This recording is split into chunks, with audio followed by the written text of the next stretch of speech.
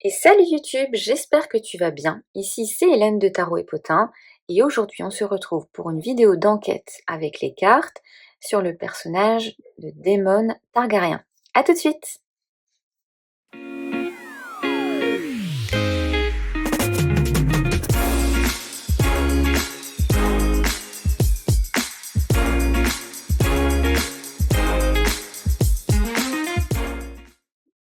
Alors je vais essayer de te présenter un petit peu ce personnage. Bon, si tu connais pas trop l'univers de Game of Thrones, etc., ça va peut-être pas trop te parler. Surtout que là on est sur un préquel, le préquel qui s'appelle House of the Dragon, qui est en fait la guerre entre la famille des Targaryens. Donc Daemon Targaryen, c'est pour moi l'un des personnages les plus fascinants et controversés de l'univers de House of the Dragon. C'est en fait le frère cadet du roi Viserys Targaryen. C'est un cavalier du dragon qui s'appelle Caraxès, un des dragons les plus redoutables parce qu'il est à la fois très agile, très grand, etc.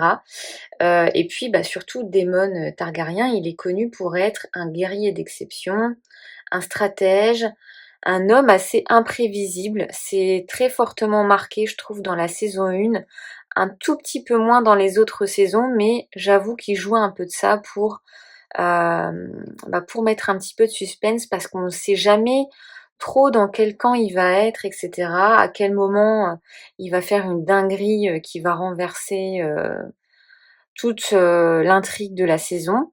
Enfin bref, c'est vrai qu'il a eu assez souvent des actes impulsifs qui ont mené à des conséquences assez graves.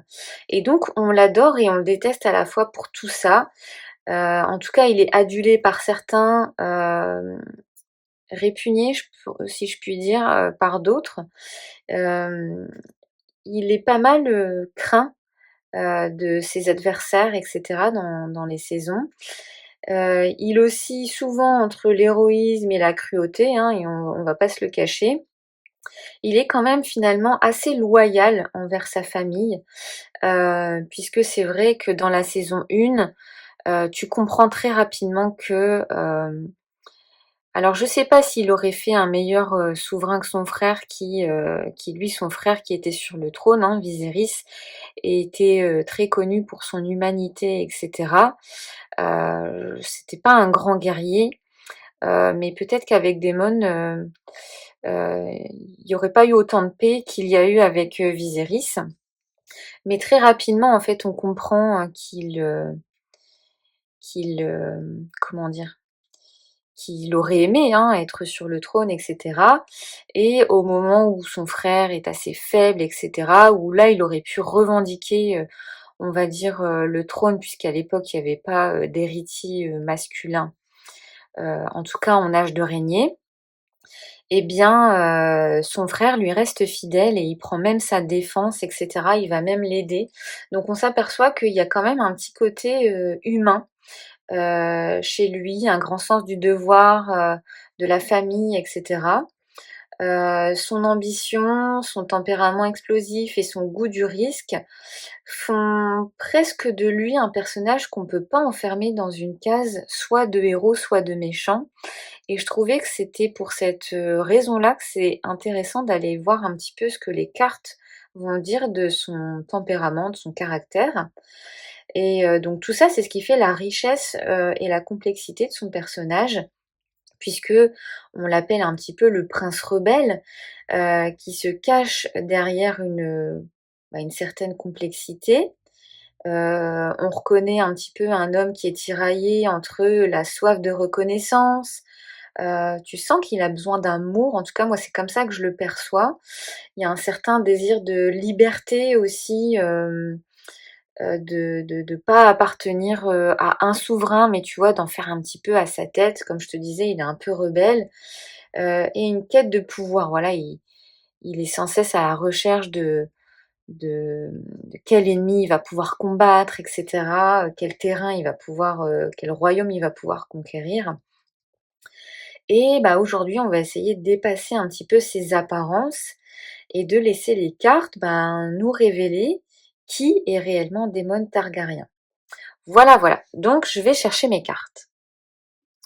Ok, donc je sais pas trop si je vais utiliser tous les jeux que j'ai pris là, mais j'ai eu envie de prendre celui-ci.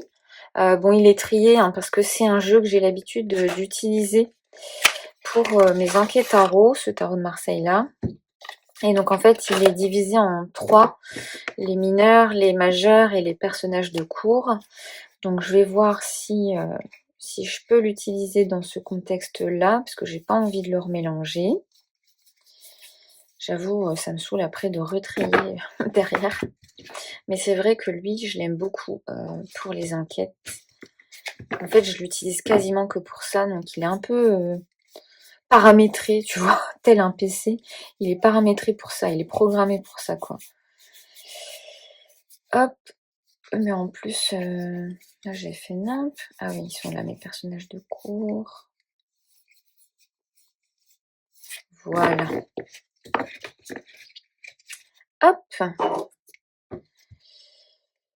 Voilà, et ensuite j'ai pris le Tarot-Kit de Monsieur Fribourg parce que je l'utilise pas hyper souvent parce que je le trouve assez dur, brut de décoffrage avec des squelettes un peu partout, mais ça me va bien dans ce contexte-là d'aller mener l'enquête sur des personnages de cet univers-là. Je trouve que ça va bien, enfin je pense que ça va bien lui aller. Je suis munie de ma petite bible de Game of Thrones. Voilà, ces éditions-là, là, c'est magnifique. On a une sorte de couverture en cuir assez souple. Bon, par contre, il faut une loupe. C'est écrit en minuscule. Et en plus, moi, c'est les versions originales en anglais. Hein, donc, j'avoue que j'ai le tome 1, j'ai plus ou moins réussi, mais pas tout. Après, j'ai basculé en français puisque j'ai les versions françaises. Mais ces éditions-là, elles sont magiques, magnifiques. On dirait limite de la peau de dragon en fait, là. Même si j'ai jamais touché un dragon de ma vie, j'imagine que ça doit être cette sensation-là. Donc bref, j'ai préparé quand même une petite série de questions pour pas me perdre, pour pas devoir chercher des questions en pleine vidéo, etc. Je vais mettre une de mes petites huiles. Laquelle je vais mettre? Je vais mettre celle de Hadès. Tiens, ça va me rebooster. Hop, enfin me rebooster.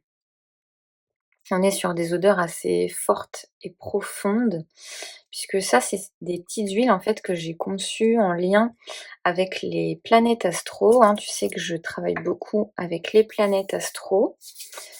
Elles font partie de mon équipe d'Avengers, on va dire, quand j'ai besoin de faire appel à des sortes de guides. Et donc en fait c'est des huiles à base d'huile de jojoba et d'huiles essentielles qui correspondent selon moi aux, comment te dire, aux analogies que je me fais des énergies planétaires et des divinités grecques, puisque pour moi chaque planète est associée à une divinité grecque. Et donc là pour Hadès, c'est Pluton. Donc voilà, trêve de blabla. Trêve de blabla. Allez, on y va. Donc la première partie, la première série de mes questions, c'est les fondations du personnage. Alors, donc en premier lieu, je vais demander quelle est la plus grande qualité de Daemon Targaryen. Quelle est sa plus grande qualité?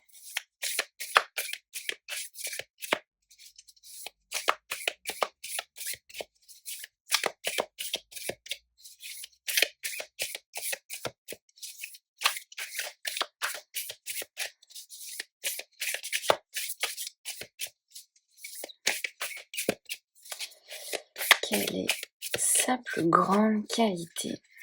Hop. Quand il n'y a pas de carte fouteuse, hein, ben moi je vais les chercher. Hein. Allez.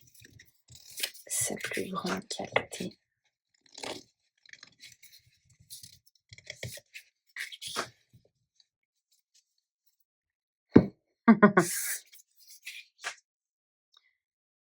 Le 8 de denier et le 2 de denier. Waouh! On est sur des énergies très terriennes avec ces deniers. Tempérance, là c'est drôle parce que moi c'est pas du tout un personnage que je trouve tempéré. Et du coup là le message avec cette tempérance au 2 du jus, c'est en plus il y a un rappel ici quand même avec le 2 de denier je trouve. Hem, c'est que c'est un personnage qui est sans cesse en train de justement, on le voit tel qu'il est, sans forcément, le trouver tempéré et pourtant il est sans cesse dans la retenue. C'est vraiment ça que je retiens. Ici avec le 8 de denier, il y a pour moi ce sens du devoir, ce sens de loyauté. C'est un personnage, qui n'a qu'une parole et qui même parfois quand il est tenté de, de partir en rébellion, il est dans la retenue, il est dans le «je me contrôle», il est dans, «j'essaie de tempérer, de réguler mes énergies» et cetera.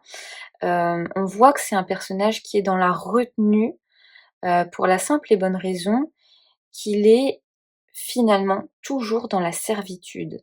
C'est vraiment comme ça que je perçois ici ce 8 de denier. C'est le 8 de denier, on l'aperçoit cette carte souvent comme une carte de travail, de répétition, de j'accomplis, tout parfaitement et cetera. Eh bien, lui, même s'il aspire au trône, on le sait, et finalement, quand on a vu la série, on voit qu'il est toujours dans la servitude de quelqu'un, hein. Au début, ça a été, son frère. Après, là, c'est sa femme, en fait. Donc il est quand même peut-être plutôt doué pour exécuter les tâches. Bon, on sait que parfois il y a quelques travers et oui, il prend, quelques libertés quand justement il n'arrive pas à se tempérer. Mais c'est vraiment quelqu'un qui, en général, fera tout, donnera tout, pour, la cause à laquelle il est rallié, le camp auquel il est rallié et cetera et cetera.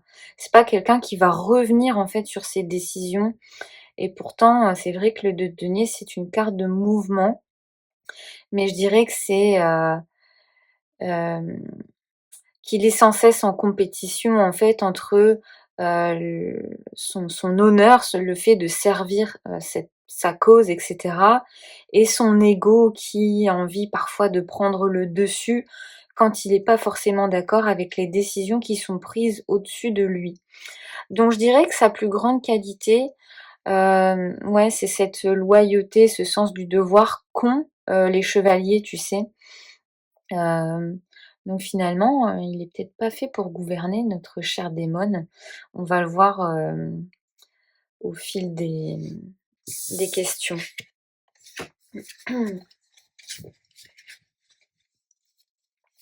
Alors maintenant, on va aller voir quel est son principal défaut. Quel est son principal défaut?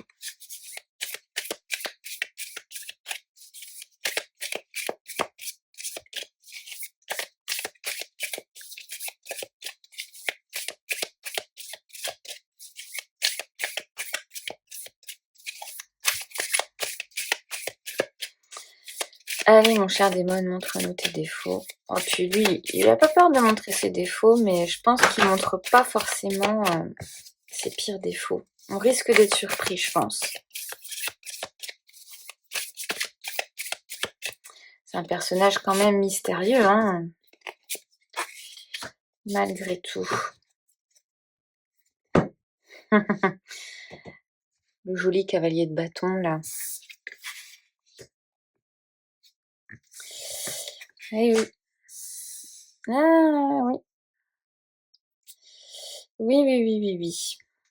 Bah, il a du mal à supporter l'autorité, hein? Oui, il a du mal à supporter l'autorité. Ici, on a un cavalier de bâton. Pareil, le cavalier de bâton.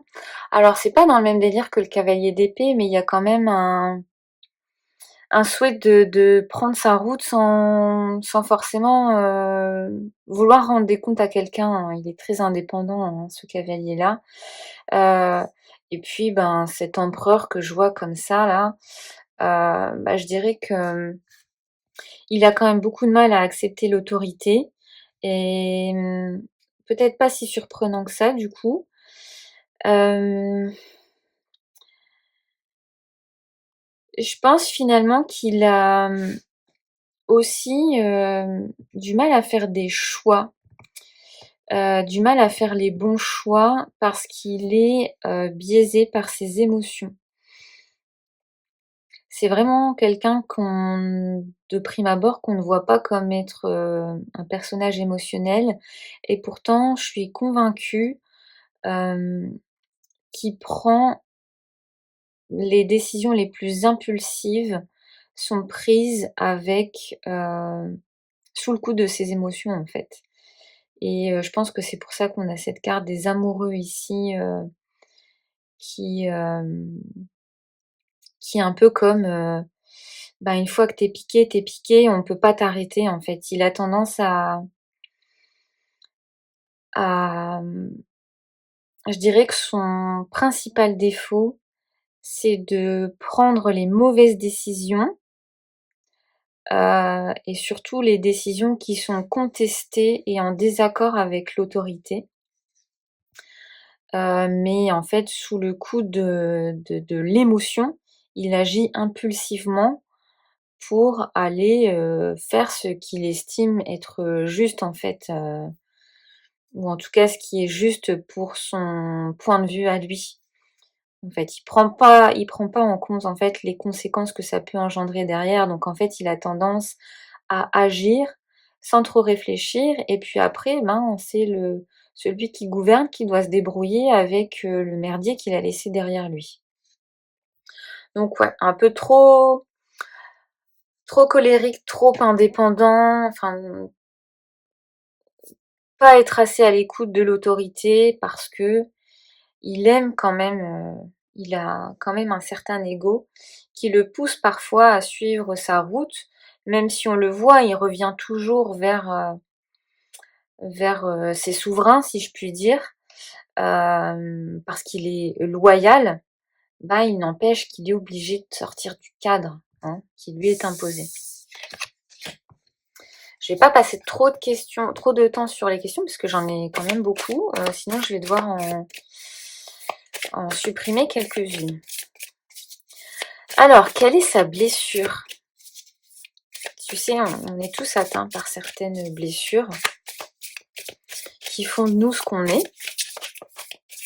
Eh bien lui, j'aimerais savoir quelle est la blessure. Qu'est-ce qui l'affecte en fait, ou qui l'a affecté? Alors souvent c'est en lien avec l'enfance ou des grands événements marquants de la vie. Donc on va aller voir quelle est, la blessure de ce personnage.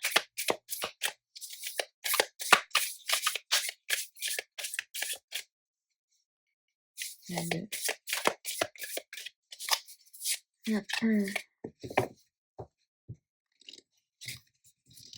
Quelle est la blessure d'Aemon Targaryen?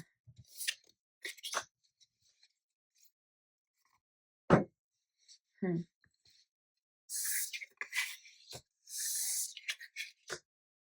Oh là là là là! On a 3 majeurs les gars, on a 3 majeurs, et pas des moindres puisqu'on a le pape, la justice et l'ermite. Je suis même pas centrée là, je me rends compte là, n'importe quoi. Alors qu'est-ce qu'elles viennent nous dire ces cartes?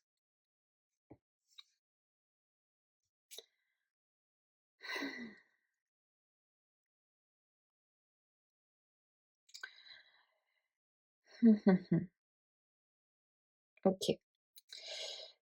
Pour moi, ce qui est la carte la plus marquante ici, c'est cette carte de la justice. Hem, je pense vraiment qu'il a, il a jamais accepté, hein, de pas être sur le trône. Ça me parle de, dans l'ordre des choses et ce qui est conventionnel, oui, c'est son frère qui devait être sur le trône, mais pour lui, c'est pas lui qui devait être, enfin, tu vois?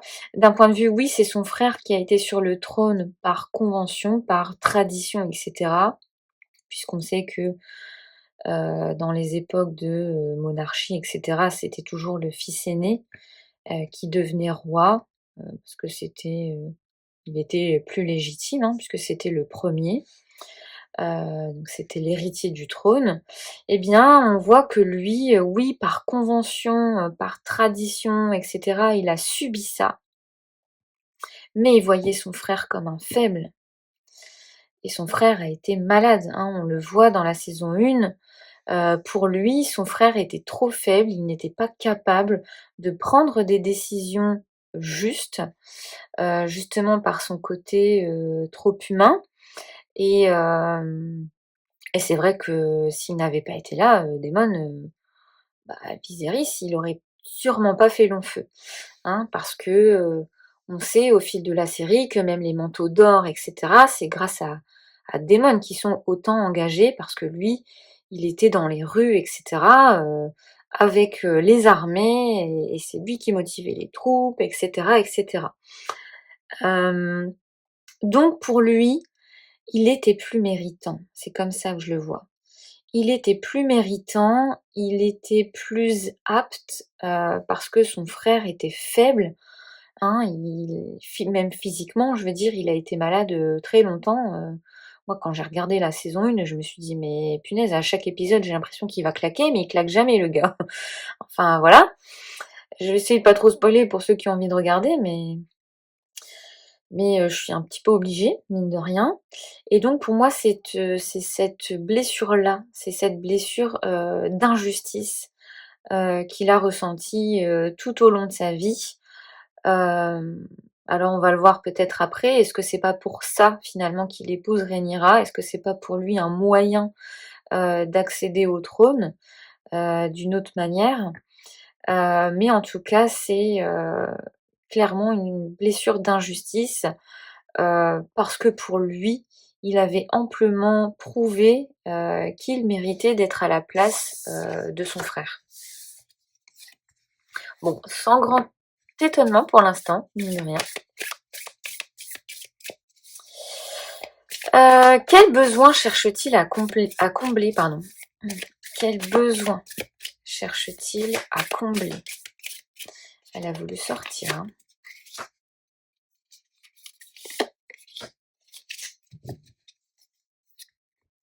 La conquête.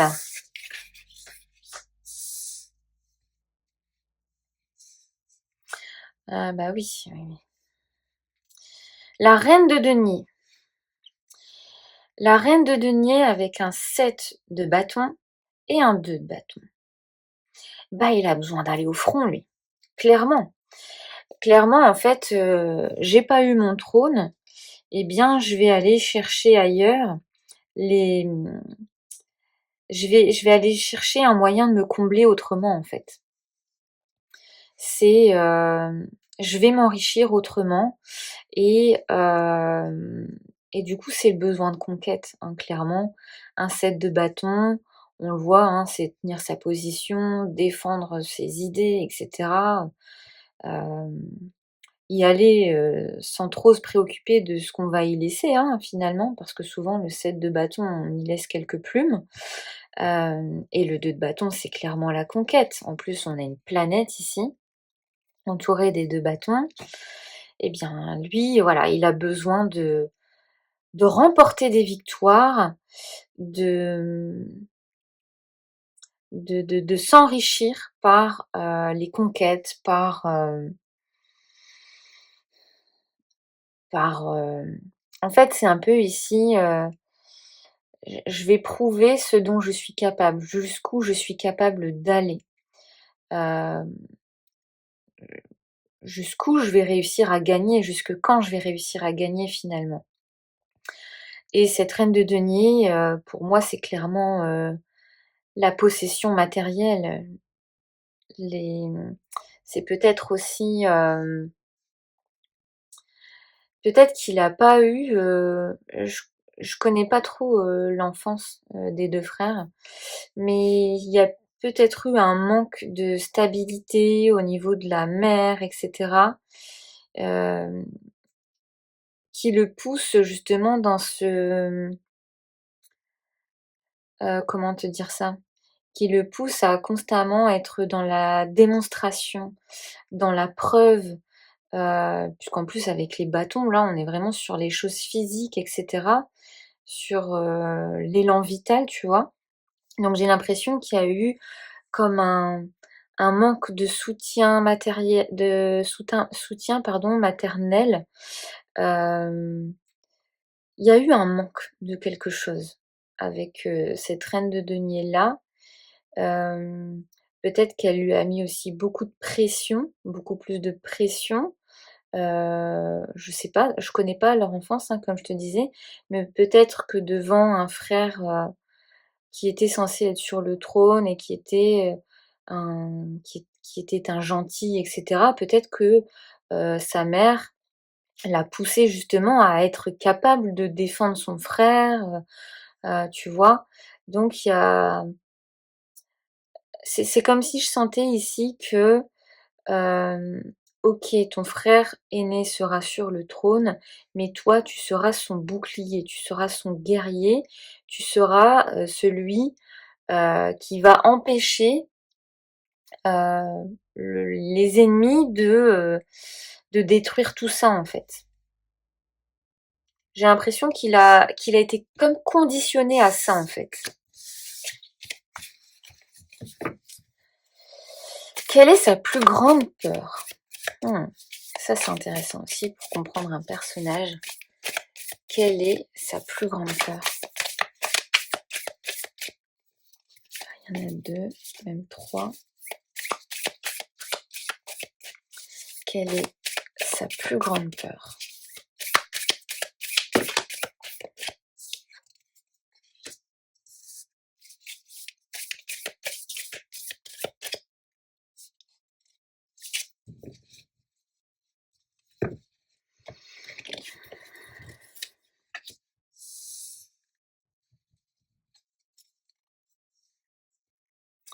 OK, la carte du jugement.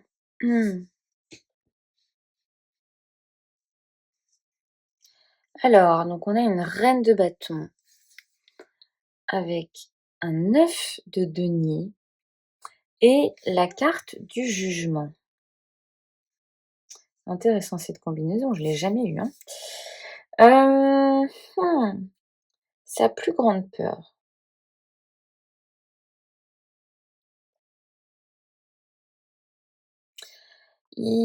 Alors on n'est pas sur un 10 de denier, mais je dirais il a peur d'être oublié, j'ai l'impression, notre petit démon là. Mmh. La reine de bâton, je la vois vraiment comme le elle a besoin d'être admirée, d'être mise en avant et cetera. Moi, je pense qu'il y a une certaine peur de l'après. Parce qu'en fait, c'est un personnage qui a toujours conditionné, sa valeur à ce qui était visible. Et donc je pense qu'il a peur de ce moment où il sera plus capable d'être, ce guerrier-là, quand il sera plus âgé et cetera. Et je pense, peut-être que je me trompe, mais je pense que c'est un personnage qui n'a pas peur de la mort, parce que c'est un personnage qui n'a pas forcément envie de se voir vieux. Parce qu'il associe sa valeur à sa condition physique, à, à l'admiration que les autres peuvent lui porter. Et ça me refait écho, cet ermite qu'on a vu tout à l'heure. Il, il a pas envie d'être qualifié comme faible et je pense qu'il est prêt à mourir en guerrier. Il est prêt à accepter de jamais accéder à ce statut de vieillard et cetera parce que pour lui, ça représente la faiblesse et pour lui, il sera inutile à partir du moment où il sera dans cet état physique, de faiblesse. Donc je dirais que c'est ça sa plus grande peur, c'est, la valeur, qu'il accorde à sa condition physique et à ce pourquoi il est reconnu, en fait. C'est-à-dire d'être un guerrier. Donc là, j'en ai terminé pour, les fondations. Maintenant, on va aller voir un petit peu les fonctionnements, mais en fait, je voudrais demander au tarot, selon lui, par quel personnage de cour, Daemon Targaryen pourrait être, représenté. Ça, j'aime bien faire ça, c'est pas mal révélateur, en général. Après, on peut être surpris parfois, mais... Alors, quel personnage de cour pourrait incarner Daemon Targaryen? Quel personnage de cour pourrait incarner Daemon Targaryen?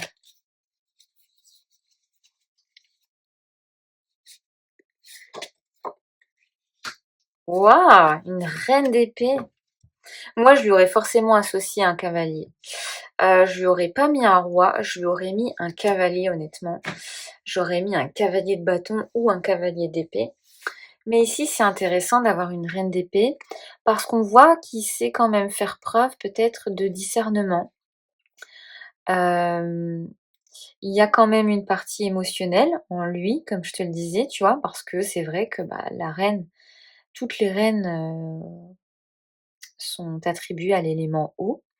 Et c'est vrai que l'élément eau associé à l'élément air des épées, ça lui va plutôt bien, mais j'aurais pas pensé à une reine honnêtement, j'aurais quand même pensé à un cavalier.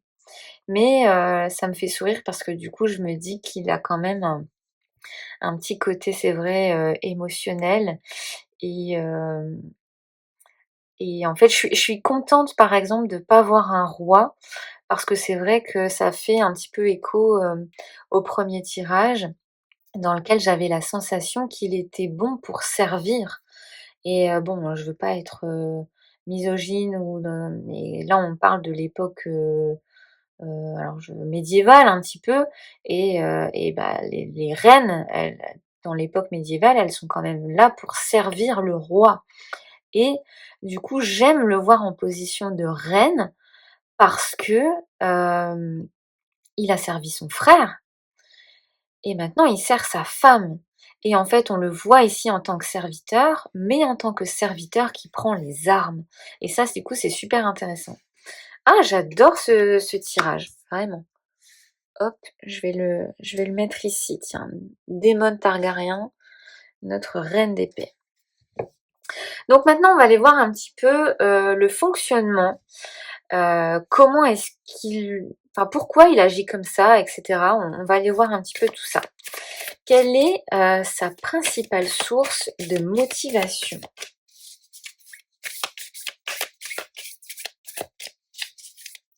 Quelle est sa principale source de motivation? Ah bah encore cette reine de denier.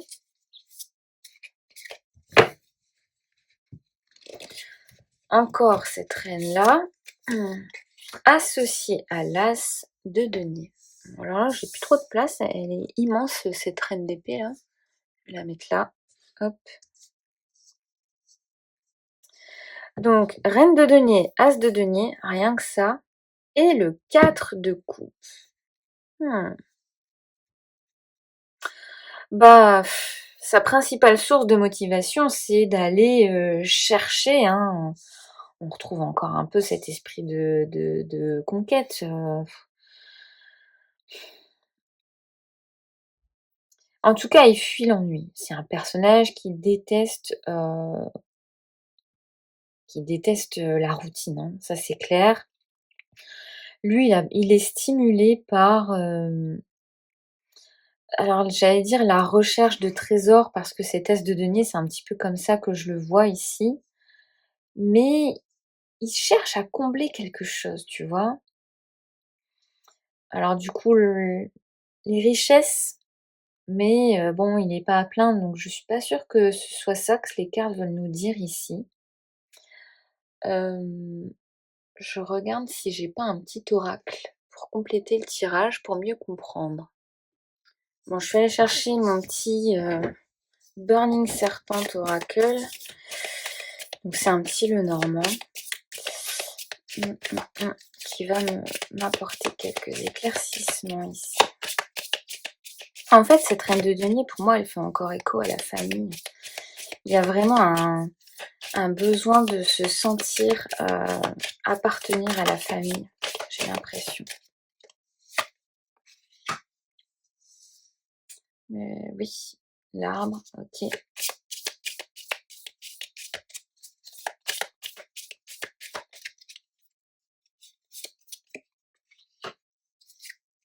Et le livre de vie. Ok, oui, si tu vois tout. Ouais, j'ai l'impression que cette reine, elle fait quand même écho à la famille. On a cet arbre-là, ça me fait penser à l'arbre généalogique, etc.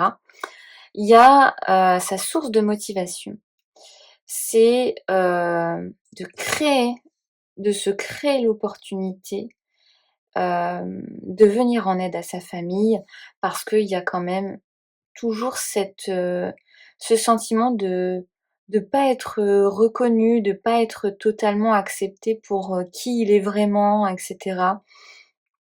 Parce que tu vois, on a ces 3 couples là et cette quatrième couple qui est un peu solo en mode, bah, je suis toute seule, oui, je suis différente, mais acceptez-moi, et cetera. Et hem et je pense que c'est pour ça qu'il revient toujours sans cesse, vers sa famille, tout ça. Parce qu'il a un besoin de créer quelque chose de durable, de rester attaché à ses liens familiaux.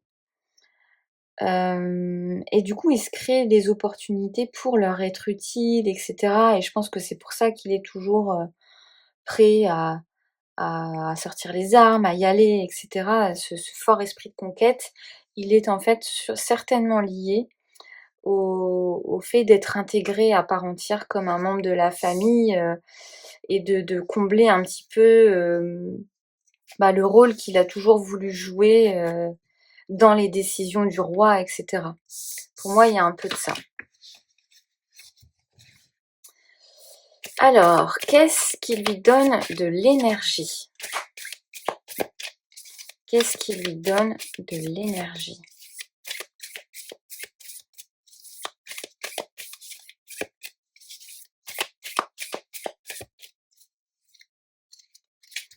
Qu'est-ce qui donne de l'énergie à Daemon Targaryen?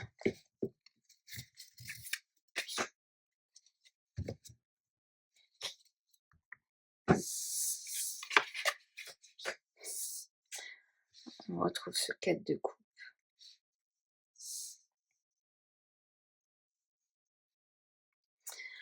10 de bâton, 4 de coupe et on a un 6 de coupe au dos du jeu.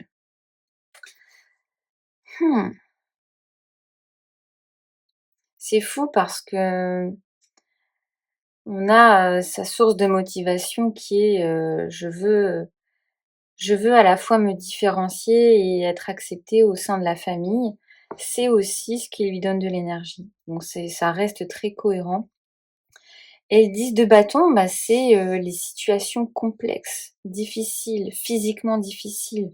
On est effectivement sur du combat, hein, ici pour moi, c'est, c'est dans les situations les plus difficiles qu'il se sent le plus vivant. Tu vois? Il a besoin de ça, hein, il sait pas rester, c'est pour ça que je te dis qu'il veut pas mourir vieux. Alors je vais pas spoiler parce qu'en plus dans la série, on n'y est pas encore, et cetera. Je sais pas, si tu as lu le livre et tout ça, donc voilà. Hem, mais moi j'ai pas lu les livres encore, je suis en train de les écouter, mais je suis au tout début. Mais en fait, j'ai envie de savoir donc j'ai les livres sur Audible, mais le livre sur Audible parce que je crois qu'il y en a qu'un. Mais je suis qu'au tout début. Donc bref, je divague un petit peu. Donc ce qui lui donne de l'énergie, c'est la jeunesse. C'est la jeunesse et c'est de voir jusqu'où il est capable d'aller, de repousser ses limites, de tout le temps repousser ses limites, physiques surtout. Je le sens très très physique, ce 10 de bâton. Parce que parce qu'en fait sinon il s'ennuie. Il est en mode, renfrogné là, ronchon. Ouais, je le vois vraiment comme ça. Il a besoin de se sentir vivant en fait, mais il a tendance à passer par des phases, un peu extrêmes, je dirais, pour, pour, ressentir cette enivrance. Et qu'est-ce qui lui en fait perdre? Qu'est-ce qui lui en fait perdre? Qu'est-ce qui lui fait perdre de l'énergie? Il y en a 2. Qu'est-ce qui lui fait perdre de l'énergie? Elles sont épaisses, hein, les cartes de ce jeu-là, là, et du coup, ça me perturbe. Des fois, tu sais pas s'il y en a une ou deux.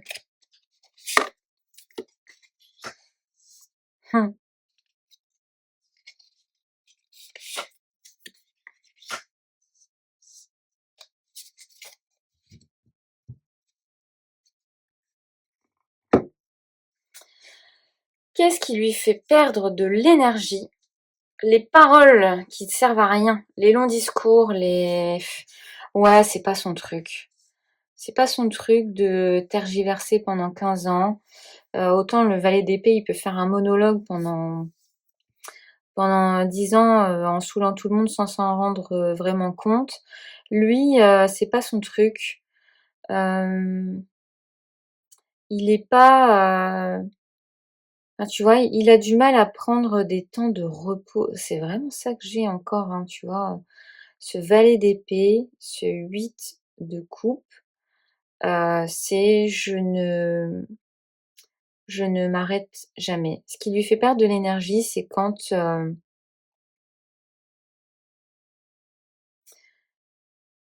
ouais, c'est quand on va le forcer à écouter des choses qu'il a pas forcément envie d'entendre. Et je pense qu'il est capable, ce personnage, de ça me fait vraiment penser à la saison 2, quand ils sont autour de la table et à chaque fois ils repoussent les idées, ils parlent, mais ils agissent pas. Et lui, il décide de partir seul et on sait pas trop ce qu'il fait dans son coin. On sait pas s'il va retourner sa veste, on sait pas s'il est en train de monter une armée pour aider sa femme et cetera. C'est vraiment comme ça que je vois ce 8 de coupe. C'est une forme de retrait pour lui parce qu'il ne supporte plus d'être dans ses paroles, dans ses longs discours et cetera, sans qu'il y ait aucune action, aucune décision de prise. Il se sent pas à sa place, en fait, dans les groupes. Il aime agir seul. Il est plus efficace quand il décide seul et ça lui fait, perdre de l'énergie, cette idée d'appartenir à un groupe, d'écouter les idées des autres et cetera. C'est pas du tout son truc et dans ces cas-là, il préfère se retirer, faire son truc de son côté. Bon, sans avoir, réellement l'accord, voilà, hein, de l'autorité. Mais, en fait, il arrive toujours à faire des trucs bien, donc on lui pardonne tout. Alors qu'au final, le mec, il déserte, complètement le la salle là où sont prises les décisions, le conseil, voilà, il déserte complètement le conseil alors que c'est censé être la main, de la reine et heu et en fait, on lui laisse tout passer, quoi. C'est clairement ça. Les jacassements, les trucs de groupe et tout, c'est vraiment pas lui. Quel est son mode de réaction face au conflit? Quel est son mode de réaction face au conflit?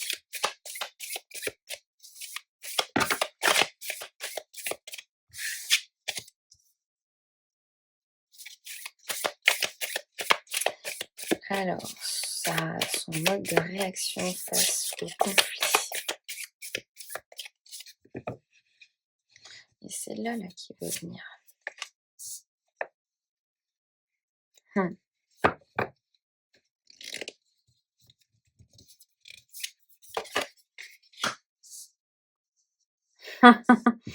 Non mais, sérieux. Oh! Ben, il se sous-estime pas, hein, le gaillard. Pas du tout, mais alors pas du tout. Bah lui, face au conflit, j'y vais, moi je vais gérer, t'inquiète pas, l'ennemi est faible, ça fera un trophée de plus, une victoire de plus à mon tableau. Alors là, il n'y a pas plus net que ça. Mais oui, c'est très... il est très égotique. Est-ce que c'est comme ça qu'on dit? Égotique, ce soleil ici, c'est clairement le personnage qui... moi, j'ai pas peur. Moi, il est hors de question que j'ai peur devant un ennemi. L'ennemi est faible. Ouais, il a toujours, alors et attention, il est quand même lucide parce que, il a des années, d'expérience, de bataille, derrière lui et cetera. Mais, pour lui, c'est juste une nouvelle manière de briller quand il est, dans le conflit. Heu, il cherche pas forcément la paix, il cherche à avoir raison. Voilà, il cherche à avoir raison. Il peut, il peut faire preuve d'humour aussi dans le conflit, enfin dans le désaccord. Alors après, conflit, là je te parle pas en tant que guerre, hein, du coup, mais il peut faire preuve un peu de cynisme, d'humour, de choses comme ça, d'humour noir un peu, mais il veut toujours avoir raison, ça c'est clair. Et il a tendance à sous-estimer ses ennemis, ou du moins, hein, c'est peut-être son mode de fonctionnement, hein. J'y crois, j'ai la foi, donc ça met, plus de chances de mon côté, hein. C'est aussi ça ce 9 de coupe, hein, c'est j'ai la foi, je vais y arriver, je vais réussir. OK, c'est intéressant. Maintenant, une question que j'adore, c'est comment est-ce qu'il prend ses décisions? Avec la tête, le cœur, l'instinct ou le devoir? Comment est-ce qu'il prend ses décisions? Ah non, mais tu peux pas me faire ça! Mais il y a pas plus vague que le fou, en fait. Et en même temps, c'est tellement lui.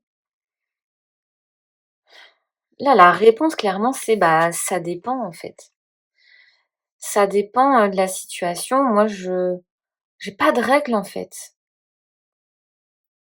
J'ai pas de règle. Je suis tellement imprévisible qu'un jour, je pourrais prendre les décisions avec ma tête, mais le lendemain, ça sera avec mon cœur, quoi.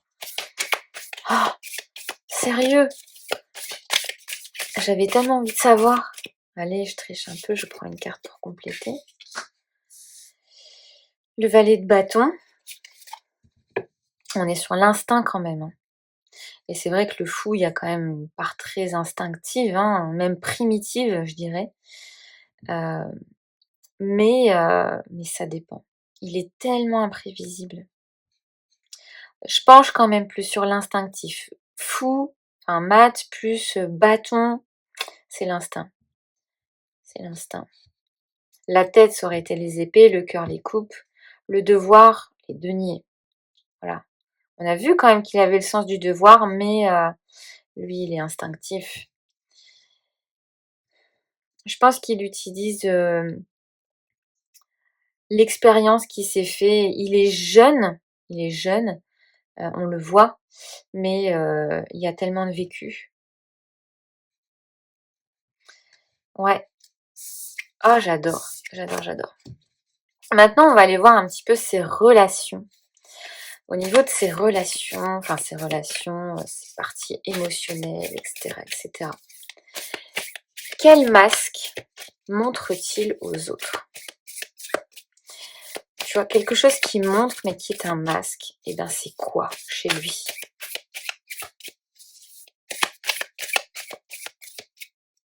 Quel masque montre-t-il aux autres?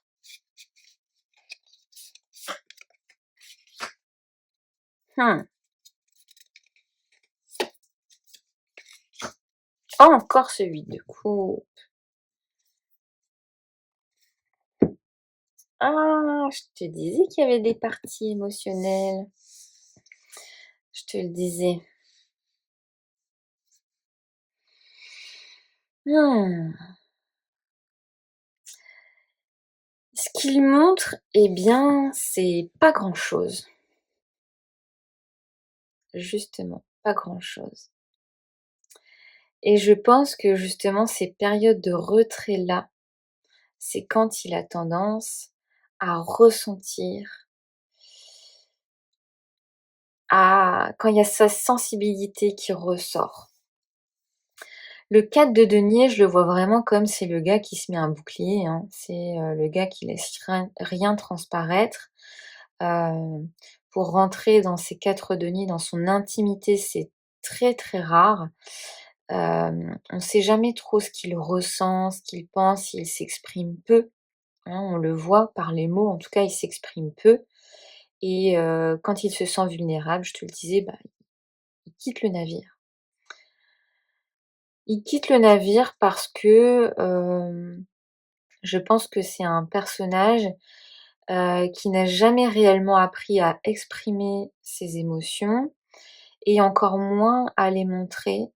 Donc je pense que quand il se sent un petit peu dans cette énergie de valet de coupe, eh bien, il préfère prendre, du recul, se mettre en retrait et hem changer d'environnement pour, faire taire ce valet de coupe. Et je pense que c'est pour ça qu'il s'est mis autant de boucliers, autant de c'est pour ça qu'il s'est autant, comment te dire? Pas braqué, mais tu vois, fermé. Parce que, je le vois, c'est très Cancer, c'est très Cancer vibe là. Tu vois, c'est je suis sensible et du coup je me suis forgé un bouclier qui permet, de pas me voir dans cet état un peu plus, ce que lui qualifierait de plus faible, de moins bonhomme quoi, hein.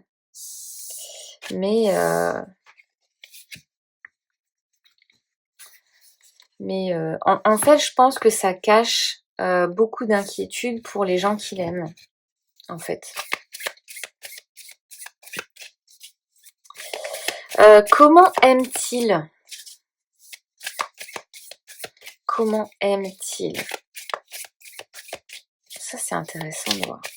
Comment aime-t-il?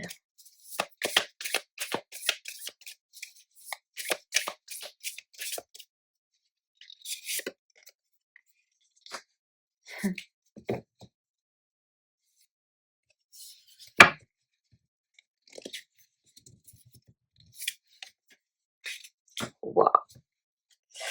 Waouh, waouh, waouh, waouh! On les a eues toutes les 2 ensemble, celles-là, hein. On les a eues ensemble, il me semble. Bah, il fait pas les choses à moitié, hein. On a 3 arcanes majeurs ici. Quand il aime, c'est à fond. C'est très, passionnel. Il est aussi capable de déplacer des montagnes, hein. Pour, la personne qu'il aime là, c'est,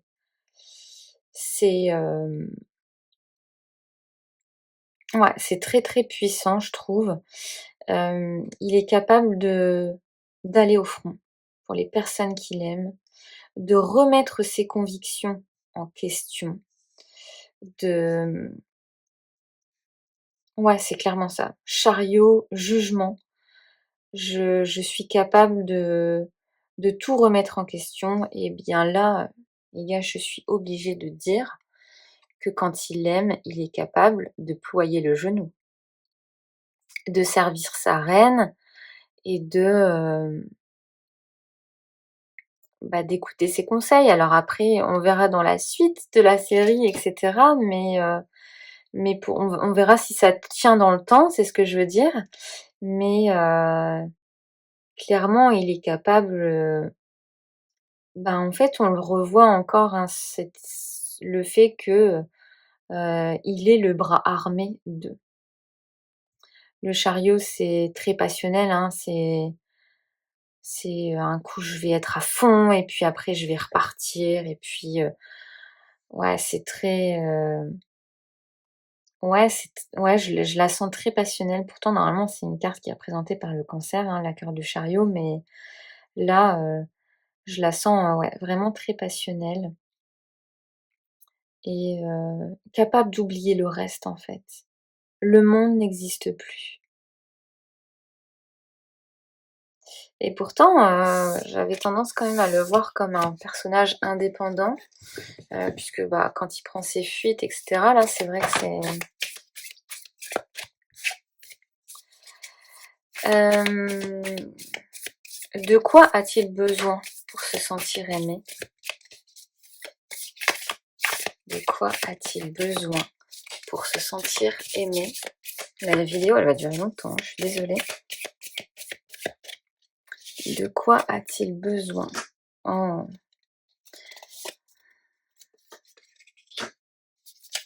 mmh, OK.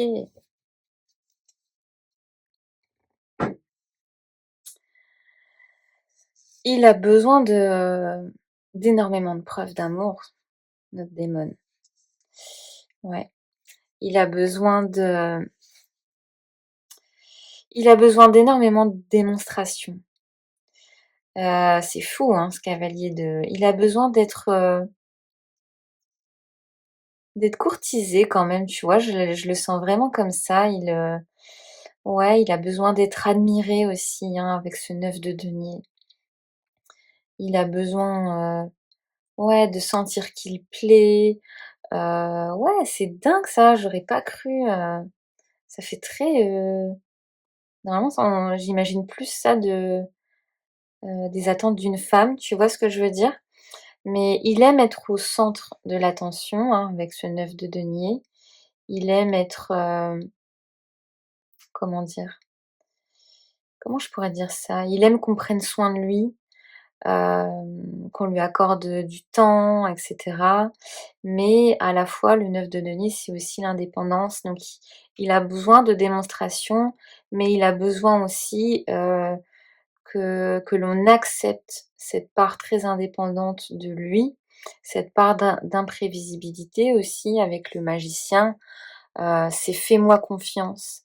Fais-moi confiance et je vais te montrer». On ne sait pas comment il va y arriver, mais il demande à ce qu'on lui fasse confiance. Hem, ouais, c'est ça. De la démonstration, qu'on prenne soin de lui et cetera, qu'on accepte sa part, la part de lui qui a besoin parfois d'être seul et qui se suffit à lui-même. Ça c'est important pour lui et qu'on lui accorde de la confiance. Ouais. Ah, c'est très doux, je trouve, c'est très doux. Hem, alors là, j'ai une question, mais je pense qu'elle va faire doublon, donc je vais pas la poser. Je vais mettre, non, j'en ai fini avec cette partie puisque les 2 autres questions ne sont pas très pertinentes. Elles feraient trop écho à ce que j'ai déjà vu dans les tirages. On va aller voir son rapport au monde. Très, très intéressant aussi. Alors, quel est, son rapport au pouvoir? Mmh, intéressant. Quel est son rapport au pouvoir?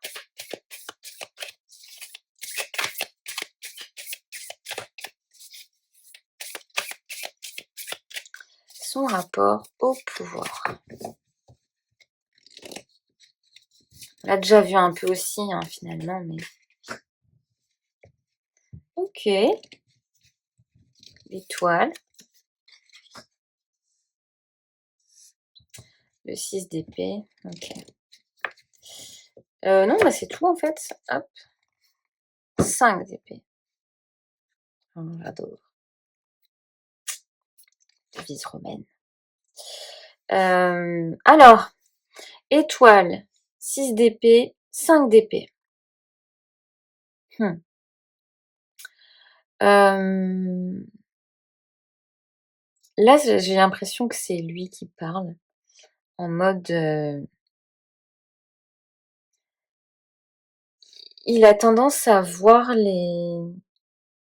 ceux qui sont au pouvoir comme des gens trop optimistes. Heu, comme si, heu, Comme si lui, il aimerait leur dire, «Moi, je sais ce qu'est la réalité des choses et heu et toi, tu vis dans un monde utopique, trop gentil et cetera. Tu arrives pas à prendre les bonnes décisions. Moi, je suis plus radical». Puisque ce 6 d'épée, hem, c'est le fait de devoir faire des choix pour moi et hem et il imagine enfin, lui, il voit le pouvoir comme des gens qui sont pas forcément capables de prendre, les décisions les plus difficiles, hem, de pas vouloir se mouiller. Tu vois ce que je veux dire? Hem,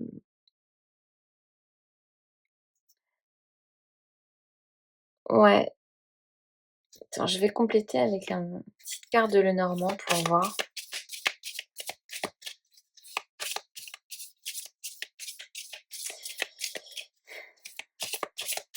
En fait, lui, il est bien loin de tout ça, hein. Il se sent pas forcément, on voit que dans la façade, il ploie le genou, machin, tout ça, mais ah oui.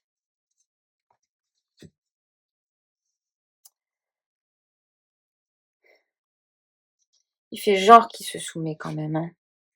Mais au final, il sait très bien que alors il est loyal et cetera, mais face au pouvoir, tu pourras jamais totalement le contrôler, hein. Il est Ouais, il est quand même assez imprévisible, hein. En fait, c'est limite comme si, et ça rejoint un petit peu un tirage précédent qu'on avait fait. C'est que lui, en fait, il estime qu'il aurait été prêt à faire bouger les choses, contrairement aux autres, en ayant conscience, du prix que ça coûte, en fait, de faire bouger les choses dans ce sens-là. En fait, il est prêt à assumer des choix qui seront pas forcément, validés par tous et il a ce rapport-là au pouvoir heu, moi j'ai mes propres idées en tête, hein. N'oublions pas que la carte de l'étoile, elle est, représentée par le signe des Verseaux et le signe de Verseau, c'est aussi, assumer,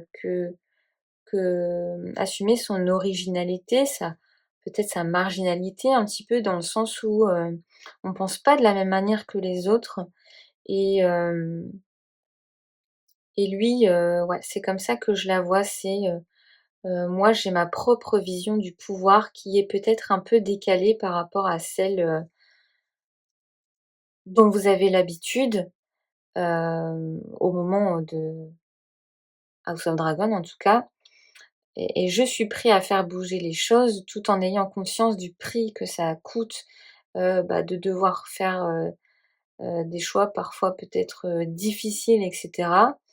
Chose que visiblement, Rhaenyra a un peu de mal à faire et son père avant elle également. Mais lui, il est prêt à assumer cette part-là de le serpent, il est pas toujours, bien vu, il est pas toujours perçu comme étant bienveillant et cetera. Et bien pour lui, ça va avec cette notion de pouvoir, c'est, d'accepter de pas être validé par tout le monde, de pas, de devoir prendre des décisions qui vont peut-être défavoriser, le peuple ou des choses comme ça, donc ouais, ça c'est sa vision à lui du pouvoir. Maintenant, quel est son rapport aux responsabilités? C'est intéressant aussi ça. Quel est son rapport aux responsabilités? Parce que tu peux très bien, avoir un bon rapport au pouvoir, mais pas du tout avec les responsabilités. On va voir.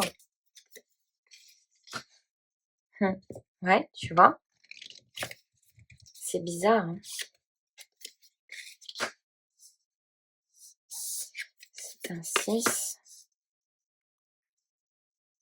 Il préfère laisser ça aux autres, en fait, les responsabilités. C'est fou comme il est prêt à assumer certaines choses, mais les responsabilités, c'est peut-être pas forcément son truc. Pourtant, on pourrait se dire que ça va de pair. Le pouvoir implique de grandes responsabilités. Spider-Man, si tu pas la ref. Mais, mais lui, il préfère laisser ça aux autres. En fait, il préfère agir que décider. Enfin, je sais pas. Je sais pas comment les c'est bizarre quand même, hein, c'est un peu contradictoire tout ça.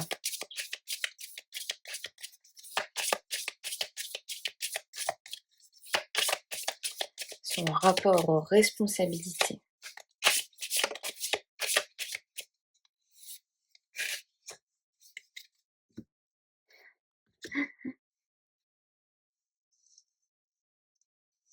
Ouais, il est plus en fait, je pense que pour lui, les responsabilités, ça le ferait chier.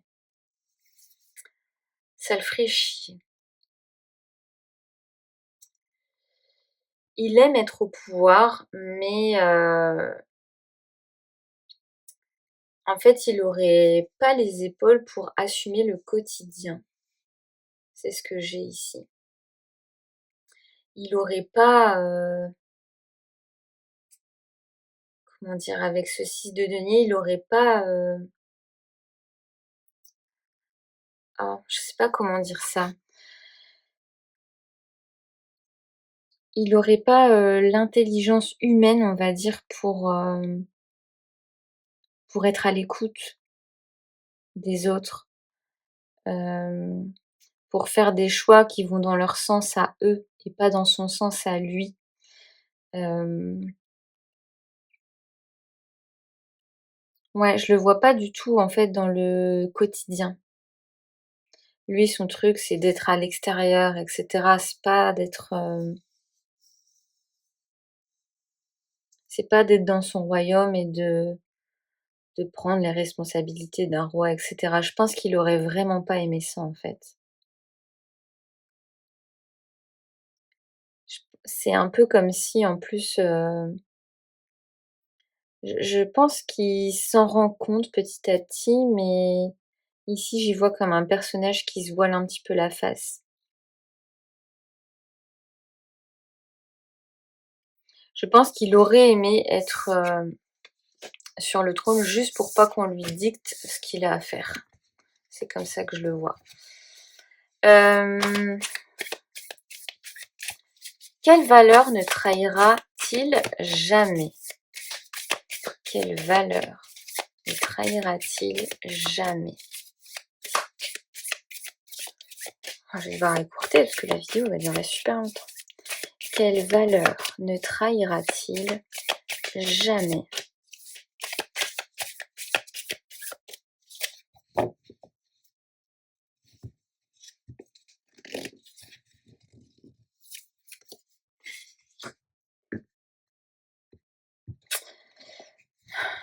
Est-ce que j'ai besoin de plus?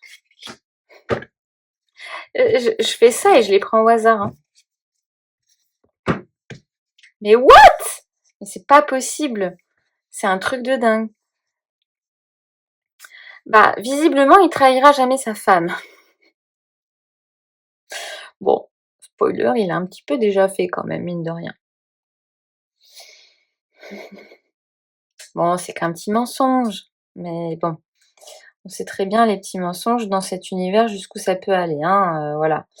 Mais bon, après c'est parce qu'il y a sa fille.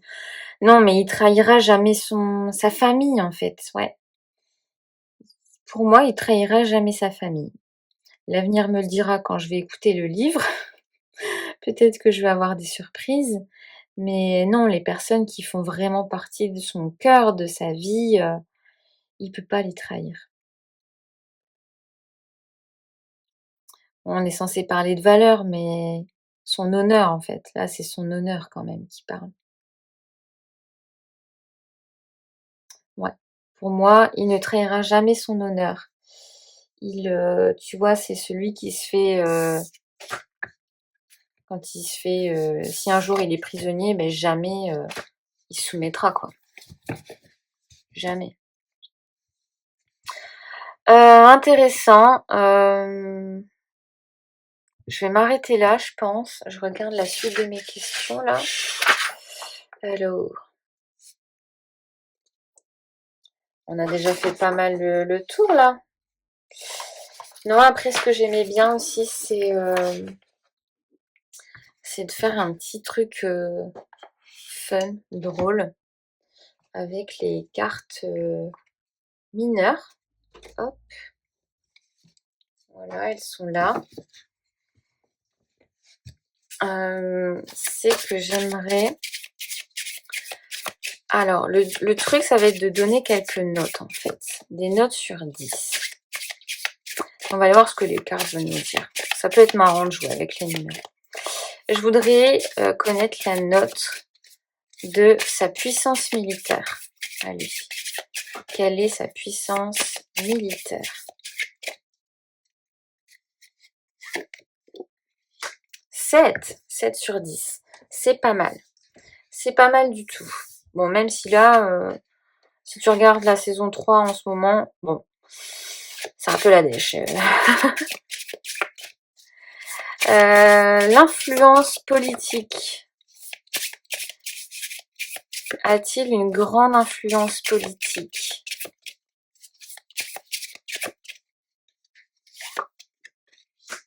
Pas tant que ça. 3 sur 10. Influence politique, pas tant que ça. Le charisme. Le charisme. Moi, je lui mettrais une grosse note quand même dans le charisme. Charisme de fou. Le charisme.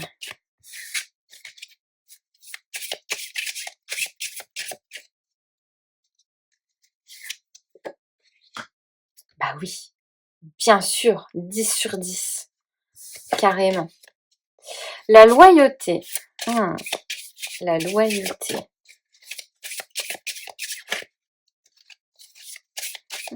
La loyauté, c'est celle-là. Ah, 10 sur 10. Ben oui, on l'a vu dans le tirage quand même. On l'a vu. L'humanité. L'humanité. Bah, à part les gens qui l'aiment, pas beaucoup d'humanité. Hein. L'humanité.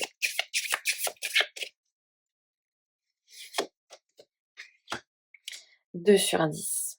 Elles sont pertinentes, hein, les cartes. Elles sont très très fortes. La cruauté. La cruauté.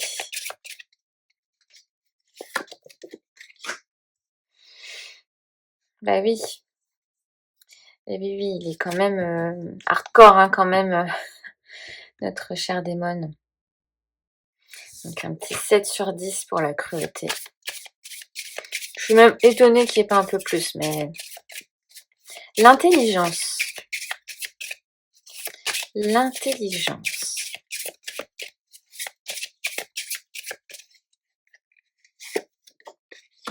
La moyenne. La moyenne. Il n'est pas plus intelligent qu'un autre, on va dire. Le courage. Le courage.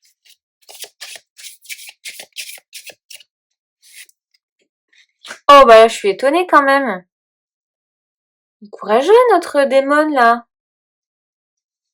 Les courageux, non mais oh. Là, je suis étonnée quand même. La capacité à régner. La capacité à régner. Encore un 2, tu vois. Il n'est pas fait pour régner. Hein. Il n'est pas fait pour ça. La stabilité mentale. La stabilité mentale. 6 quand même. Ça va. Je m'attendais à pire comme note. Ok. Et la puissance de son dragon. Ça, j'aime trop. La puissance de son dragon. parmi les autres dragons. La puissance de son dragon. Ah, pas si puissant que ça. Pourtant, il le dépeint quand même comme dans les livres dans le livre comme un grand dragon, etc. Ben, peut-être pas tant que ça. En fait, la puissance, c'est vrai que bon, c'est surtout qu'il a de l'expérience, son dragon, mais j'aurais imaginé une note aux alentours de 6, moi. Ok, ok, bah j'en ai terminé, je crois. Ouais, j'aimerais bien quand même le représenter par un arcane majeur. Ouais, j'aimerais bien, non? Allez.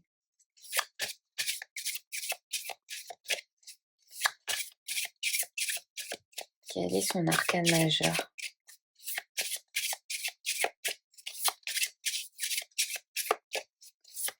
Quel est son arcane majeur? Bon, s'il me sort un pape, je comprends pas. Ah, ça c'est intéressant. Ça c'est intéressant. Un pendu. Ah, mais j'aurais tellement pas imaginé ça.